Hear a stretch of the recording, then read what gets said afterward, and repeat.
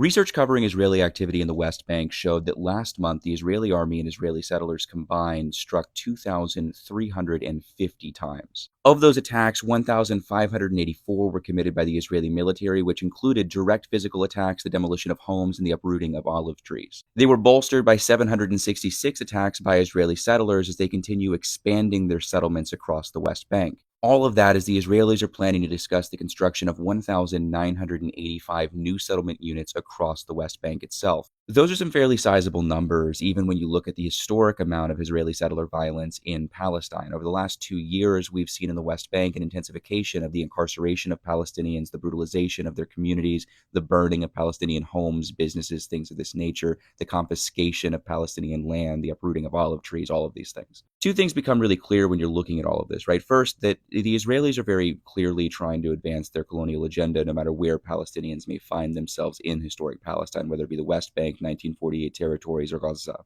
But secondly, numbers like this also show us that in the West Bank, there is clear coordination between Israeli settlers and the Israeli military. You can look at the numbers of settler attacks and the numbers of Israeli military attacks as separate things, but it's really critical to note that both of these groups are advancing Israeli colonial interests in their own unique ways. In regards to the Israeli military, that's obviously very clear-cut. They're an occupational military doing what they can to suppress Palestinians and ethnically cleanse them from their communities. But for settlers, there are also distinct roles at play, right? Settlers and the settlements they build play really distinct surveillance, military, and policing roles within the areas they occupy.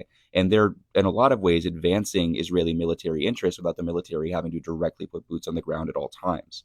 That's really important, right? Because the settlers can essentially act outside of the confines of the Israeli project, advancing their interests and committing acts of violence. And then when Palestinians try to resist that, the Israeli military, who has been training and arming these settlements oftentimes, can come in and defend the settlers themselves. And all the while, these Israeli settlers are really advantageous for the Israeli government because they can be disavowed when bad headlines start creeping up regarding their actions. The Israelis can say, no, they don't represent our interests. They're doing things we don't want them to do. But at the same time, it just so happens that the Israeli military is never there to stop them. And when Palestinians try to, the Israeli military is there to defend them. But no matter Israeli settlers or the Israeli military, this violence has one target, one victim, and that is Palestinians.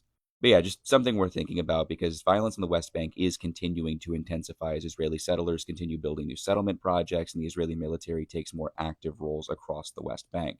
As always, though, free Palestine, Assalamu alaikum, and have a great day.